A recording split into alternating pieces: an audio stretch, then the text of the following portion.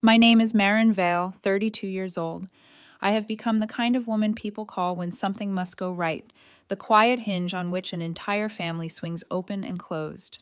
It didn't start as a title. It grew like ivy, inch by inch, around the bones of my days, until one morning I woke up and realized that holidays, emergencies, and awkward favors all seemed to point toward me. Marin will know, my mother likes to say. And for years, I wore that sentence like a medal and a leash. When my father died 5 years ago, the house sounded different. Even the refrigerator hum felt louder, the air heavier. Dad had been a noticing kind of man. He'd track the weather with an old barometer and track me with a look that meant, "You don't have to do this if you don't want to."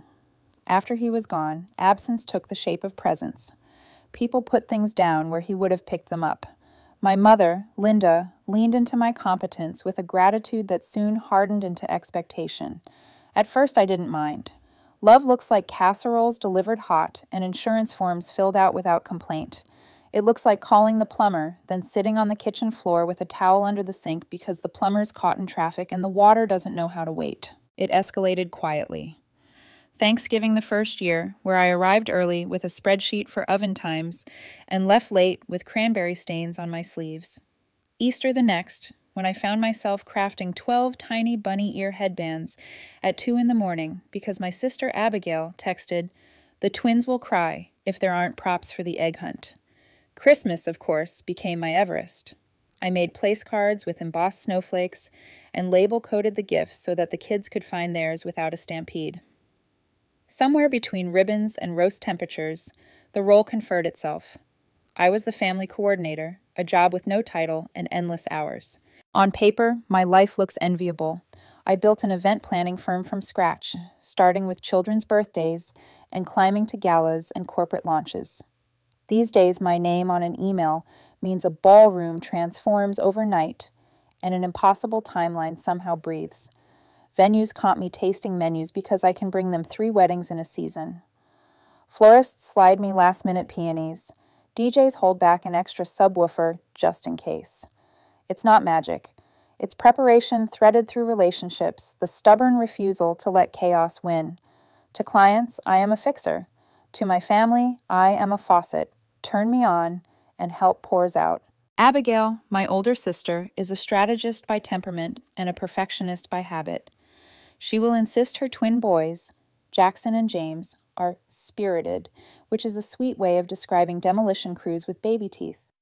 When she calls me at 8 p.m. the night before her anniversary, "Marin, everything fell through. Can you watch the twins and maybe pull a rabbit out of a hat?" There is never any sense that I might already have a life in motion. The rabbit arrives anyway. Then there's Thomas, my younger brother, soft-spoken until you ask him about his latest tech repair triumph, a man who can rewire anything but finds third-grade dioramas a personal nemesis. "You're artsy," he'll say, dropping a shoebox on my dining table. "Help!" His wife Penny tries to apologize with cookies, and I try not to notice how often the dough is still raw in the center. Mom is the gravitational field. After Dad, she learned the vocabulary of keening tasks, the house needs, the car needs, the garden needs, and for a time it was easier to do the kneading for her. She is not cruel. She is lonely in a way that turns clarity into fog. "Your father used to handle this," she'll whisper when the neighbor's tree leans too close to the garage roof, and sometimes the whisper becomes a request before either of us recognizes it. I do not know how to say no without sounding like a stranger. The ledger of these years is full of small stories that look harmless alone and predatory in a stack. A summer weekend I'd planned at the lake turned into watching 4 kids while my siblings took a much-needed couples day. A friend's art opening I missed because a pipe exploded under Mom's sink, a geyser that soaked the cabinet and our patience. A winter's worth of Sundays rearranged because there was always some school project that had somehow slipped from due next month to due tomorrow at 8 a.m., and because I am good at pulling order from noise, I pulled and the noise quieted and the pattern cemented. I fix. They relax. For a long time, I mistook usefulness for belonging. It felt good to be the person who could hold the center. It felt safer than being the person who needed something she couldn't define. Then, last spring, I met Jason. It happened at a charity gala I was coordinating, a swirl of crystal and velvet and donors who greet you by name while forgetting each other's. Jason was hired to photograph the event, and he worked with a kind of stillness that made a room behave. Between his camera clicks and my podium cues, we found ourselves orbiting the same problems: lighting, timing, how to hide a sound check in plain sight. "You run your cues like choreography," he said once during a lull, and I laughed because it felt like being seen in a language I hadn't realized I spoke. He asked for coffee and didn't flinch when I opened my calendar to something that looked like a game of Tetris on expert mode. He learned that Thursdays were vendor days, and never tried to wedge in a date then. He asked about Dad, not like the dead are an awkward subject, but like love was a project we were still finishing together. "What do you do when you're not solving other people's emergencies?" he teased, and the question gave me pause. "Sleep," I said, "and sketch tablescapes, and imagine not checking my phone for an entire day." He smiled. "We could practice that." 8 months later, we are still practicing. He is the first person who has ever looked at my efficiency and asked whether it's serving me. When I mention my family's plans, he listens with an attention that makes me braver. "Do they know about me?" he asked gently in November, as I wrapped a roll of ribbon around my wrist in 3 fast loops. "They do," I said, and it was true, though the knowing felt superficial, like a file name on a desktop, visible, unopened. I began planning Christmas, of course I did, because ritual steadies grief and because using my hands on something lovely steadies me. I ordered the premium ham from a butcher who only releases 20 each year and pretends he doesn't remember me. He always does. I debated twinkle light temperatures like a lighting designer. I designed coloring books for the kids, custom pages with our house and our dog, and the way Mom's hydrangeas look in June. I commissioned small wooden ornaments carved with initials, imagined where they would flash on the tree, how the twins would bicker over whose letters were cooler. But beneath the lists and the ladder and the scent of fresh greens draped over the banister, a question scraped along the grain. Will they see me differently this year? This was the first Christmas I intended to bring Jason, the first time I'd imagined not just setting the table, but sitting at it with a partner, not the helper who disappears into the kitchen, but the woman whose life offers more than competent service. When I mentioned the possibility at Thanksgiving, I might bring someone this year, the room hummed around me, polite nods sliding past because the gravy was congealing and Jackson had just balanced a roll on his nose. Later, Mom said, "We'll make room," in a tone that meant seating, not space. In small moments, hope kept trying to turn on its lamp. Jason and I spent an evening walking the neighborhood, looking at lights strung in improbable places, and I talked about Christmases with my father, how he took me to the tree lot late at night when the last trees were marked down, how he would tap each trunk with 2 knuckles like he could hear the pitch of joy inside. I told Jason the story of the year a strand of lights failed in the middle of the tree, and Dad taught me how to fox hunt a dead bulb, checking each one until the darkness relented. "You're like that," Jason said. "You keep checking until the darkness relents." The compliment warmed me and unsettled me at once. I wondered if I had confused relentlessness with love. As December narrowed, the calendar grew pinched with tasks.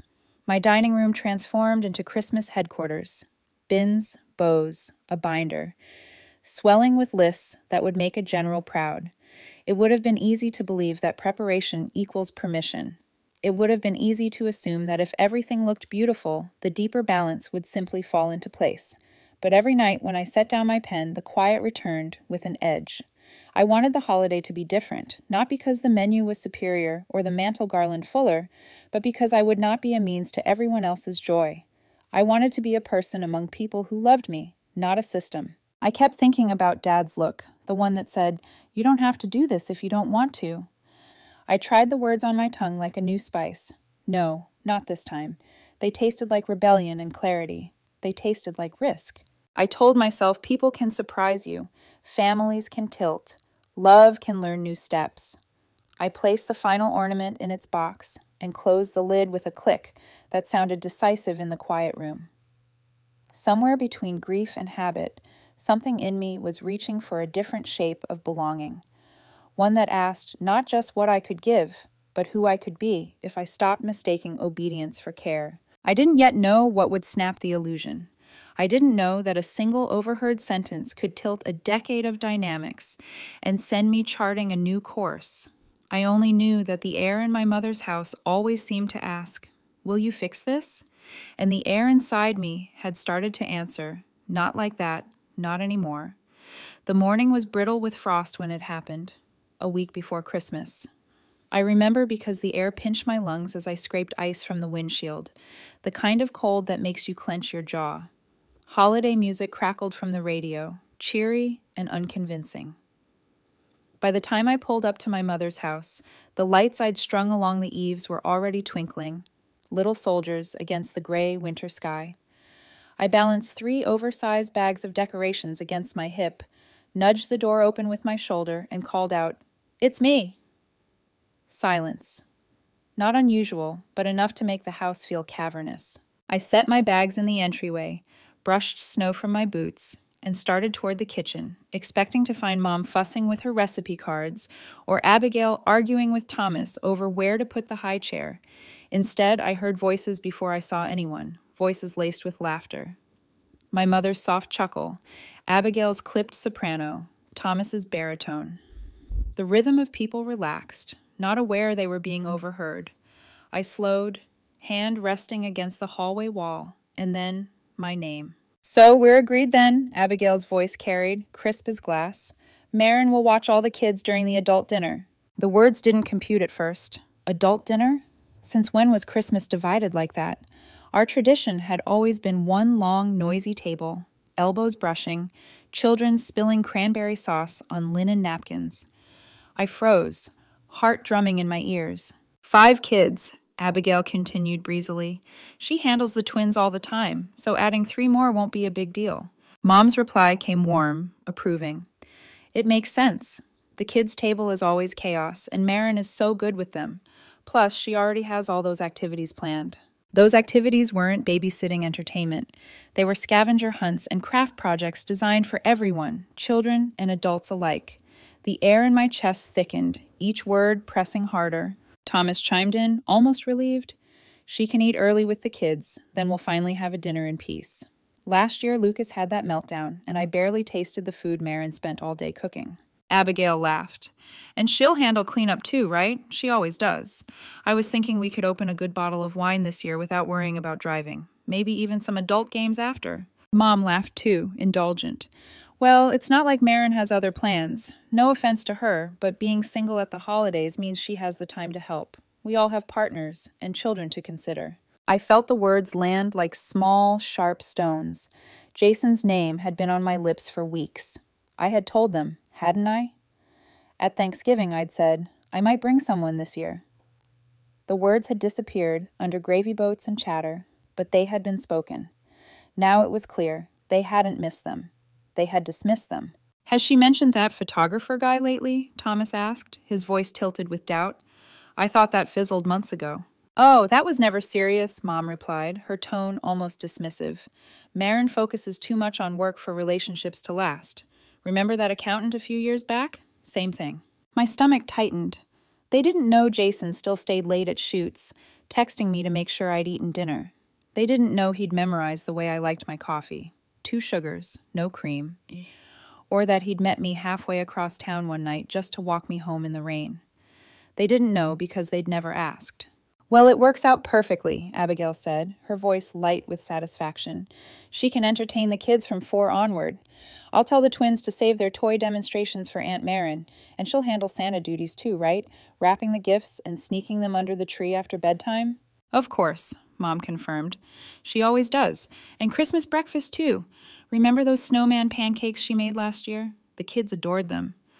The laughter that followed filled the kitchen, but for me, the hallway narrowed like a tunnel. I pressed my palm to the cool wall, the texture rough against my skin, grounding me. They hadn't asked, not once. They had carved up my holiday, assigned me duties like a hired hand, and laughed about how convenient it was to have an event planner in the family. Free childcare, free catering, free labor. I stepped back quietly, breath shallow. My bag still sat in the entryway, brimming with garlands, handmade ornaments, and coloring books I had designed with care. For a moment, I stared at them. the weight of each hour I'd poured into preparing for a holiday that apparently wasn't mine to share. Then, with careful movements, I gathered them again and slipped out the front door. The cold slapped me awake as I closed it behind me, unnoticed. They never knew I had been there. The drive home blurred, windshield wipers keeping rhythm with my racing thoughts. My chest felt hollow, like something precious had been scooped out and left on their kitchen floor. Tears prickled, hot and insistent, but they didn't fall. Instead, anger rose, steady, focused, like a flame catching dry wood. Not rage, not yet, but something harder, something resolute. Inside my house, the dining room waited, transformed into Christmas headquarters. Personalized gifts wrapped with handmade bows, recipe cards alphabetized, stacks of shopping bags sorted by recipient. It should have looked festive. Instead, it looked like evidence, proof of the hours, the money, the care I had invested without question. All while they plotted to seat me at the kids' table, not as a guest, but as a servant. I sank onto the couch, wine glass in hand, lights from the tree flickering soft shadows across the room. My mind ran through a reel of years. Birthdays where my gift was babysitting, family vacations where I spent hours by the pool with restless children, while my siblings went snorkeling or sightseeing. The countless late nights of rearranging my schedule because Marin is flexible, a pattern clear as day. They didn't see me as equal. They saw me as useful. My phone buzzed with messages. Mom asking where I'd gone, Abigail reminding me about the gingerbread supplies, Thomas sending a meme about parenting chaos. I stared at the screen until it dimmed. I didn't reply. The silence felt heavy, but right. At 9:30, Sophia called. Her voice was sharp with outrage as I recounted what I had overheard. "They did what?" she exclaimed. "Without even asking you? That's not inconsiderate, Marin. That's cruel." Her anger loosened something in my chest, a knot I'd been twisting myself into for years. "This is just how it always goes," I admitted, voice low. "They assume I'll handle everything because I always have." "Because you're capable and generous," Sophia corrected firmly. "Not because you're their personal assistant. What does Jason say about all this?" I hesitated. "I haven't told him yet. We had plans for Christmas Eve, and I was going to bring him Christmas Day, but now I don't know." Sophia's silence hummed before she asked the question that cut straight through me. "What do you want to do?" Not what would keep the peace, not what would make Mom cry less or avoid Abigail's defensiveness. What I wanted. The words felt foreign, like a language I hadn't practiced. "I want to be valued," I whispered. "I want them to see me as more than convenient. I want to spend Christmas with people who see me as a whole person, not just free childcare." Sophia exhaled, the sound like a door opening. "Then stop giving them the version of you they take for granted. You're an event planner, Marin. Plan something for yourself." The idea struck like a spark, catching fast. I leaned back, staring at the glow of the tree. What if I simply wasn't there? Not out of spite, but out of self-preservation.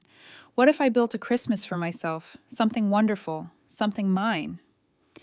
The thought stretched, expanded, and with it, my pulse quickened.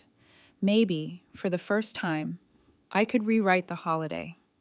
Sleep came in fragments that night, broken by the buzz of my phone lighting up the dark. Messages stacked one after another. My mother asking if I could come by early to help with furniture. Abigail reminding me about nut-free snacks for the twins. Thomas asking if I could pick up wrapping paper on my way over. Each request, casual in tone, assumed my compliance. Not one asked if I was available, only when. I stared at the ceiling, pulse steady but hot. For years, I had obeyed that rhythm, rearranging my own life to suit theirs. Tonight, the word no pulsed like a heartbeat behind my ribs. By morning, clarity had hardened. I padded barefoot into the dining room, Christmas command center still glowing under twinkle lights. The wrapped gifts waited in neat towers, bows pristine. The binder of recipes and timelines sat open, accusing in its perfection. I ran a finger along the edge of the table and whispered aloud, "Not this year." The sound startled me. It felt like confession. It felt like freedom. Jason called mid-morning, his voice light from a late-night shoot. "Thought I'd lost you to a sea of garlands, Sophia," he teased. I swallowed, hesitated, then poured it out. The overheard laughter, the babysitter plan, the dismissal of him, of us. Silence stretched across the line. Then, gently but firmly, he said, Marin, they're not just asking too much. They're not asking at all. That's the difference. I told him about the thought-taking route. Christmas elsewhere, a complete removal. I braced for his disappointment, but instead came laughter, warm and disbelieving. A Christmas escape? With me? That sounds incredible, and honestly, it sounds overdue. Relief rushed through me, mingled with fear. Could I really leave them to manage the holiday chaos themselves? Could I risk being labeled selfish, ungrateful? Jason's voice softened. What if it's not selfish? What if it's survival? That evening, I called Sophia again, pacing in the glow of the tree. I'm thinking of booking a trip, I admitted. Just disappearing. A resort, maybe. Sun instead of snow. Her laugh was immediate. Now that sounds like the Marin I remember from college, the one who dreamed of Bali while we crammed for exams. Do it. Book it tonight. I opened my laptop, fingers trembling, and typed in the name of a Caribbean resort a client had once raved about. By some stroke of fortune, or fate, they had a last-minute cancellation for their oceanfront suite. The price was dizzying, but I thought of the kitchen renovation I'd been saving for and realized walls and countertops could wait. Self-respect could not. I entered my credit card details, hit confirm, and sat back as a confirmation email landed in my inbox. 5 nights, starting Christmas Eve, a ticket out. But I couldn't vanish without a trace. That would only deepen the rift. No, if I was going to step away, I wanted them to feel the weight of what I had carried all these years, which is why, the next morning, I dialed Anthony, the owner of Duca's Catering, a man I'd worked with on too many galas to count. Anthony, it's Marin. I need a very specific Christmas order, I began. He chuckled. Calling me 3 days before Christmas? This must be serious. Very, I said. I need 2 meals. One elegant, adult dinner, beef Wellington, truffle potatoes, the works, and another, kid-friendly, mac and cheese, chicken tenders, cookies, all packaged separately, with clear instructions. Everything delivered to my mother's house on Christmas Day, 4 p.m. Will you be there to plate? I smiled, though he couldn't see it. Not this time. This time they'll have to manage without me. We finalized details, and before hanging up, I slid one last request across the line. There's an envelope I'll drop off later. Please make sure it's delivered with the food. It's important. Later that afternoon, I drove to Mom's house under the guise of checking in. While she chatted with a neighbor on the phone, I quietly collected the heirlooms that had drifted there over the years. Grandma's hand-painted ornaments, the stockings I'd embroidered with names in gold thread, the antique platter Dad's mother left me. These weren't theirs to keep by default. They were pieces of me, and this year I wouldn't leave them behind. The risk of being caught added a strange thrill, as if I were reclaiming not just objects, but parts of myself. By the time I left, my trunk was heavier and my chest lighter. I drove straight to Duca's, dropped off the sealed envelope with my mother's name scrawled on the front, and paid the bill in full. Nearly double the usual rate for a holiday delivery, but the thought of their faces when the food arrived without me was worth every penny. That night, at what would be our final pre-Christmas family dinner, the pattern repeated itself like a script I knew by heart. Thomas handed me his restless toddler without asking. Abigail declared I'd be overseeing the gingerbread contest, as if it were already fact. Mom reminded me to pick up poinsettias for her neighbor since you're always so good at that. I smiled, nodded, and said nothing. Inside, I was already gone. Driving home, I felt something shift, a mixture of sadness and steel. I loved them, I always would, but love had become the excuse for imbalance. Maybe the only way to reset the scales was to step away completely. In my living room, suitcase open, I began folding sundresses instead of sweaters, sliding sunscreen beside wrapped gifts that I'd scheduled for courier delivery on Christmas morning. Each motion felt like rebellion and relief. The phone buzzed again. Another list of requests, another cascade of assumptions. I set it face down, zipped my suitcase, and whispered to the empty room, "They'll figure it out." For once, I believed it. December 24th dawned sharp and bright, the kind of winter morning that glitters deceptively before the cold cuts to the bone. I loaded my suitcase into the black car service Jason had arranged, the trunk snapping shut with finality. He climbed in beside me, his camera bag slung across his shoulder, the weight of it as familiar to him as my planning binder was to me. The city still slept, streets hushed, lawns powdered in frost. It felt as if the world itself held its breath. Jason nudged me gently. Second thoughts? I stared out the window at the blur of lights strung across porches, inflatables swaying stiffly in the cold breeze. My phone rested in my lap, dark and silent only because I had turned it off the night before. Not about going, I murmured. Just about what's waiting when they realize I'm not coming. He reached over, lacing his fingers through mine. They'll figure it out, and maybe they'll realize what they've been taking for granted. At the airport, the hum of holiday travelers wrapped around us, parents juggling car seats, couples dragging shiny new luggage, security lines buzzing with impatience. I powered on my phone while we waited in line, and instantly it lit up like a slot machine. Missed calls, dozens of texts, voicemails piling up. The most recent message from Mom made my stomach clench. Where are you? We're waiting to start Christmas Eve breakfast. The children are asking for your cinnamon rolls.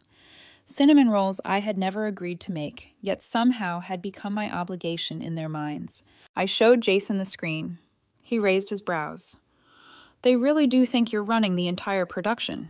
Before I could reply, my phone rang. Mom. The third call in 10 minutes. Jason gave my hand a reassuring squeeze. Take it. It's time. I inhaled deeply and answered, Good morning, Mom. Her voice was sharp, brittle with expectation. Don't good morning me. Where are you? The kids are waiting, and we still need to finalize tonight's activities. Why aren't you here? I closed my eyes, centering myself amid the chaos of the terminal. Because I'm not coming, Mom. Not today, not tomorrow. Silence stretched. Then, incredulity. What do you mean you're not coming? Of course you're coming. It's Christmas. I overheard the conversation last week, I said, my voice steady, though adrenaline surged through me. You, Abigail, and Thomas deciding I'd watch all 5 kids during your adult dinner, laughing about how I'm single and have nothing better to do, planning my time like it belonged to you. Her tone shifted to coaxing. Oh, Marin, you misunderstood. We were just trying to work out logistics. Of course we want you at the dinner too. Do you? My voice sharpened. Because it sounded clear enough. And it fits a pattern. Every year, every event, you assume I'll handle everything, without asking. That's ridiculous, she protested, but softer now. Where are you? Just come over, and we'll sort this out. I looked toward the boarding gate where passengers were lining up. I'm at the airport. My flight leaves in 30 minutes. Her pitch rose, frantic. What flight? Where are you going? On vacation, with Jason. The name landed heavy. For months, she had treated him like a passing shadow. Marin, you cannot be serious. What about dinner tomorrow? The presents? The traditions you always handle? The catering will be delivered at 4 tomorrow, I explained calmly. Adult dinner, kids' meals, everything labeled with instructions. Paid in full. All you have to do is heat and serve. Catering? She repeated, as if the word itself were an obscenity. But that's not the same as your cooking. The children will be devastated. The children will be fine with cookies and mac and cheese, I said. And you'll enjoy your beef Wellington and wine. After all, that was the plan, wasn't it? Just without me in the picture. Jason tugged my sleeve, gesturing toward the gate agent calling our group. I stood, carry-on in hand. I have to go now, Mom. Her voice cracked, desperation spilling through. Wait! You can't just leave. What are we supposed to do without you? The question hung there, heavy, a truth she hadn't meant to reveal. For once, I let the silence stretch before answering. You'll figure it out. You'll manage. And maybe you'll finally see how much I've been doing all along. I softened my tone for the final words. Merry Christmas, Mom. We'll talk after New Year's. I ended the call before she could reply, thumb sliding to airplane mode. As Jason and I boarded, my chest felt crowded with contradictions, guilt and exhilaration, fear and liberation. We found our seats, buckled in, and as the plane began its slow taxi, Jason reached for my hand again. You okay? He asked, searching my face. I turned to him, managed a smile that felt raw but real. I am now. Merry Christmas to us. The engines roared, the ground dropped away, and for the first time in years, I felt the weight of obligation peel from my shoulders like old paint. Clouds swallowed the view of the city below, but in my mind's eye, I pictured the kitchen I had left behind. Empty, quiet, waiting for them to realize that the holiday wouldn't run itself anymore. Above the clouds, with Jason's hand warm in mine, I let out a breath I hadn't realized I'd been holding for 5 years. Whatever chaos awaited my family tomorrow, it wasn't mine to fix. Not anymore. Christmas morning broke with sunlight so bright it felt almost mocking. Not the pale, filtered glow of winter through frosted windows, but gold spilling across white curtains, warmth pressing against my skin. I padded barefoot onto the balcony of the oceanfront suite, coffee in hand, the sea below glittering as if the waves themselves carried ornaments. Palm trees swayed lazily, wrapped with twinkle lights and red bows. Somewhere on the resort lawn, a steel drum band rehearsed carols that felt both familiar and utterly foreign. Jason joined me, draping his arm around my waist. "Merry Christmas," he murmured, lips brushing my temple. "Any regrets?" I stared out at the horizon where the sky melted into the sea. Surprisingly, no. I miss little things, maybe. The kids' squeals, the look on Mom's face when everyone opens their gifts.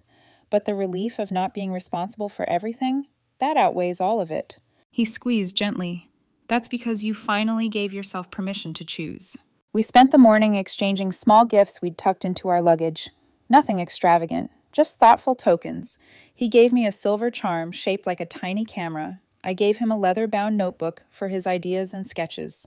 Then we walked the shoreline, letting waves lap our ankles, collecting seashells the way children collect candy. For once, I didn't feel the pull of a ticking clock, no invisible schedule tapping its foot in my ear. But by noon, curiosity tugged. My phone had been silent since the flight. Sitting by the pool with a drink garnished with a paper umbrella, I finally powered it on. The screen lit up in a flood. 27 missed calls, 42 texts, 13 voicemails. My stomach tightened, a reflex of old responsibility. Jason glanced at me over the rim of his sunglasses. "Brace yourself?" I nodded, opening the oldest messages first. Mom's guilt-tripping texts. "The children are so disappointed. I can't believe you'd abandon us like this. Abigail's angry ones. How am I supposed to handle the twins without you?" Thomas's quieter notes. "We really messed up, didn't we? I'm sorry." The voicemails painted a timeline of unraveling. At first, Mom's voice sharp, demanding, "Where are you? Call me back immediately." Then, hours later, tinged with panic, "I don't know how to do this without you. I've always relied on you." By Christmas Eve night, her tone broke altogether, shaky and tearful. "I don't know what to tell the kids. I don't know how to make Christmas happen." Jason leaned over, reading one of Abigail's later texts aloud. "The twins are fighting. Mom's crying in the bathroom. Thomas looks like he's going to lose it. This is a disaster, and it's your fault." He set my phone back down, shaking his head. Classic projection. But then came a shift. Christmas morning messages bore a different tone. "Thomas again. I get it now. We've been taking you for granted for years. I'm sorry. The kids miss you, but I told them Aunt Marin needed a vacation too. Merry Christmas wherever you are." I pressed a hand to my chest. Relief and sorrow tangled inside me. Then Abigail, surprisingly candid. "I had to handle the twins' meltdown myself this morning. You know what? I realized I've never actually done that on Christmas. You always stepped in. It's not fair, to you or to them. I'm mad you didn't warn us, but I'm starting to understand why." I scrolled further, and there was Mom's voicemail from just an hour earlier, her voice softer than I'd heard in years. "The caterers came. Everything was beautiful. The note you left." A pause, shaky breath. "You're right. We've been selfish. I never realized how much work you put in. I'm sorry, Marin. Please call when you're ready." I let the phone fall into my lap, staring at the ocean's steady pulse. For years, I had begged silently for recognition, for one of them to see. And now, in my absence, they finally were. Jason touched my knee lightly. "Progress?" "Progress," I said, exhaling. "They're upset, but they're also starting to get it." He leaned back in his chair. "So, are you going to call?" I shook my head. "Not yet. They need to sit with it. And honestly, so do I. This is the first Christmas I've had in years, where I'm not constantly making sure everyone else is happy." That afternoon, we went snorkeling, slipping into warm turquoise water where schools of fish flashed like stained glass. The world beneath the surface felt quiet, suspended, nothing to manage or fix. For the first time, I realized my own holiday could be beautiful simply because I was in it, not because I orchestrated it for others. When we returned to the resort, showered and dressed for dinner, I checked my phone again. New messages glowed on the screen. Abigail, a photo of the elegant adult dinner plated perfectly. This is delicious, but it doesn't taste the same without you here. Thomas, a video of all 5 children singing a carol, slightly off key, but earnest. They wanted you to see this. Mom, a picture of the family around the tree. A visible space where I would normally sit. We miss you. The note made me cry. Please come home soon. I typed slowly, carefully, crafting words that felt true. Merry Christmas, everyone. I'm safe. I needed this time away to process years of feeling taken for granted. I love you, but I won't keep being the default babysitter or caterer without choice. My time, my effort, my presence, they matter. I hope this holiday shows you that. We'll talk when I return, but things must change. I hovered, then added, P.S. Jason says hello. He would have loved to meet you all under better circumstances. Then I hit send, turned off notifications, and slipped the phone into the nightstand drawer. Jason took my hand as we walked down to the resort's candlelit restaurant, waves crashing softly just beyond the balcony. For the first time in years, Christmas felt like mine, not stolen, not handed out in pieces, not swallowed by obligation. As we toasted with glasses of champagne, I whispered to myself, almost in disbelief, Merry Christmas, Marin. And for the first time, the words felt like a gift meant for me. 3 weeks later, the airport felt like another world behind me as I unlocked my condo door, suitcase wheels bumping softly across the threshold. The familiar scent of pine-scented candles, left from December, clung faintly to the air, though the tree was gone, its needles long since shed. The quiet wrapped around me differently now, not the silence of exhaustion, but the silence of choice. Jason and I had stretched those 5 days in the Caribbean into a journey of our own, venturing beyond the resort gates, wandering markets fragrant with spices, eating dinners in open-air cafes where no one knew our names. It had been more than a vacation. It had been a reclamation.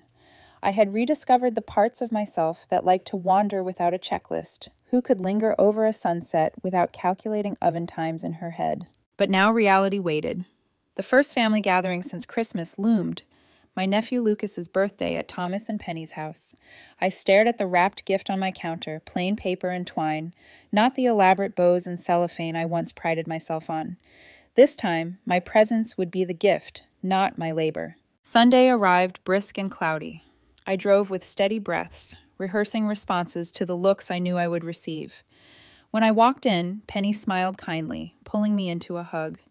Thomas grinned, genuine warmth in his eyes. Mom's embrace was tighter than usual, her whisper sharp in my ear. We need to talk. Abigail offered a stiff hello, her posture guarded. The children broke the tension, swarming me with squeals and stories of Christmas toys, their sticky fingers tugging at my sleeves. I laughed, hugging them back, but noticed something strange. Each meltdown, each squabble was being managed by their parents, not automatically passed to me. That alone felt revolutionary. Later, as I refilled my water glass in the kitchen, Mom cornered me. Her voice was low, almost trembling. What you did at Christmas was very hurtful, Marin. We were all counting on you. I met her eyes steady. That's the problem, Mom. You were all counting on me without asking if I was available. My time isn't communal property. We're family, she countered. Family helps each other. Yes, I said softly, but it has to go both ways. When was the last time someone in this family asked what they could do to help me? When did anyone consider that I might have my own plans? Her face shifted, confusion giving way to sorrow. She lowered her gaze. I can't remember. After your father died, I leaned on you so hard. It was easier than figuring out how to stand on my own. I'm sorry, Marin. I didn't see how much I was asking. Her words disarmed me. I had expected denial, maybe tears designed to shift blame. Instead, I saw my mother, lonely, tired, realizing. I touched her arm gently. Thank you for saying that. I want things to change. I can't keep being everything for everyone. Later, on the back porch, Abigail approached, drink in hand, tone light but eyes serious. Quite a stunt you pulled, she said. It wasn't a stunt, I replied. It was a boundary. She exhaled, glancing toward the yard where the twins chased balloons. They asked about you every day. I didn't know what to tell them. That sometimes adults need vacations too, that's what I said. But the truth? We used you as a safety valve. Every tantrum, every crisis, we dumped it on you. That's not fair. Not to you, not to the kids.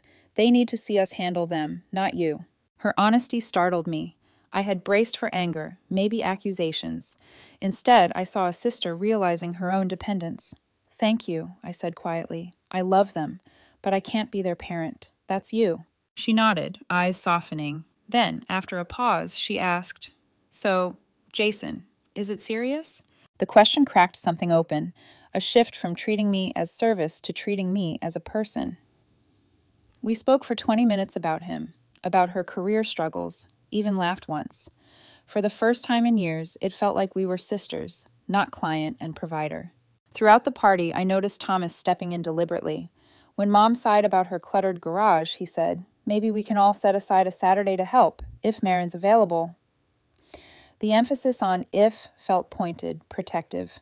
My brother, usually silent in conflict, had become an ally. Weeks slipped into months, and patterns began to change. Group texts started with, Are you available? Instead of, I need you to. Mom enrolled in a community class for painting, filling her afternoons with something other than phone calls to me. Abigail and Thomas divided school projects and babysitting without automatically reaching for my number. It wasn't perfect. Old habits tugged, small requests slipped through, but the difference was undeniable. Jason joined family dinners, welcomed with curiosity instead of dismissal. He squeezed my hand under the table when he sensed old dynamics creeping back, grounding me in the promise I had made to myself. Our relationship thrived in the space my boundaries created, growing roots where once there had been no soil. By the following Christmas, the transformation was visible. Planning began in November with a family meeting where tasks were divided. Mom would host, Abigail would manage the gift exchange, Thomas the children's activities, and me, the meal, but with shared contributions. No one assumed. Everyone asked. On Christmas Eve, as carols played and children arranged cookies for Santa, I sat on the couch beside Jason, not exhausted, not simmering with resentment, but present. My mother raised her glass in a quiet toast. To Marin, she said, her eyes meeting mine, who taught us that love means respecting boundaries, not just accepting sacrifices. The words stilled the room. For once I felt seen not as useful, but as valued. It hadn't been easy. There had been tears, awkward silences, hard conversations, but the result was a family learning to function through respect, not convenience. I glanced around at faces I loved, remembering the empty chair from the year before. That absence had carved space for growth. Sometimes the most loving thing you can do is stand up for your own worth. In doing so, you show others how to love you better, and in showing them, you teach them how to love each other better too. The lights on the tree flickered, children's laughter rose, and for the first time in years, Christmas felt like joy instead of obligation. And as Jason whispered, "Best Christmas ever?" I smiled, finally believing it. Best Christmas ever. The months that followed slipped into a rhythm that felt both fragile and new. Family dinners no longer began with me hauling in trays of food and ended with me scrubbing dishes alone in the kitchen. Instead, Thomas arrived balancing casseroles, Abigail actually remembered napkins and drinks, and Mom, slowly, stubbornly, began asking instead of assuming. The shift was uneven at first. Old habits surfaced like weeds, but when they did, I reminded myself of the ocean, the sunrise, the quiet of a Christmas morning that had belonged entirely to me. That memory gave me the strength to say no. Jason often caught the flicker of doubt in my eyes when the phone buzzed with a request. "Remember," he'd whisper, "you're not their faucet anymore." And I'd smile, grateful for his steady presence, because he was right. I wasn't the endless well of help they had come to expect. By spring, Mom surprised me by tackling projects on her own. I drove over one Saturday to find her beaming beside a newly painted garage, the brushes still wet in their trays. "I hired a neighbor's son to help," she admitted sheepishly. "I figured I should stop waiting for you to fix everything." It wasn't just a garage. It was a sign that she was learning to stand without leaning so hard on me. Abigail, too, began to change in ways I hadn't thought possible. One night she called, not to demand, but to confess. The twins had a meltdown over homework, and I wanted to dial your number so badly. But I stopped. I realized they need to see me handle it. It wasn't pretty, but we survived. Her laugh was self-deprecating, and for once, it wasn't at my expense. Thomas remained my quiet ally, stepping in during gatherings when old patterns tried to creep back. When Mom suggested I might help plan Sophie's school fundraiser, Thomas cleared his throat and said, "Maybe we should divide the work this time. Marin has her own plate full." His small interventions mattered more than he knew. As the year circled back toward December, I wondered if the lessons from last Christmas would hold. Would the balance we'd built crumble under the weight of tradition? Or would we finally meet the holiday as equals, not as takers and giver? To my surprise, the planning meeting in November felt different from the start. We sat around Mom's table with hot cider steaming between us, notepads scattered like peace offerings. "Let's divide this fairly," Mom began, her eyes flicking to me as though to prove she had learned. Abigail volunteered to manage the gift exchange. Thomas claimed children's activities. Mom insisted she'd handle decor, even if it meant climbing the ladder herself. My role? Coordinate the meal, with their contributions listed clearly beside mine. For the first time, responsibility didn't feel like a chain around my neck, but a shared table we all leaned on together. Christmas Eve arrived soft and glowing, carols humming through the house, the children buzzing with sugar and anticipation. I watched as Abigail guided her twins through their gingerbread project. Thomas helped Lucas tape construction paper stars, and Mom moved slowly but surely between tasks, no longer waiting for me to swoop in. Jason sat beside me, squeezing my hand, his smile saying more than words could. When the children finally drifted to bed, the adults gathered by the tree, wine glasses reflecting the lights. Mom lifted hers in a toast. Her voice caught, but she pressed through. "To Marin," she said, "for teaching us that love isn't about taking until someone breaks. It's about respecting boundaries and sharing the weight. Thank you for showing us." Warmth spread through me, not the exhaustion I used to mistake for love, but something steadier, truer. I looked around at the faces of my family, faces that had once taken me for granted and now, slowly, were learning to see me. It hadn't been an easy year. Change never is. There had been awkward silences, tears, and old habits clawing back. But as I raised my glass with theirs, I realized that sometimes the most powerful act of love is not sacrifice, it's standing up for your own worth. Because when you demand to be valued, you teach others to value themselves too. The lights glowed, laughter mingled with carols, and for the first time in years, Christmas felt like joy without exhaustion. The empty chair I had left the year before had done its work. It had carved space for growth. And as Jason whispered, "Best Christmas ever," I leaned into him, smiling with a certainty that felt like peace. "Yes," I said, "best Christmas ever."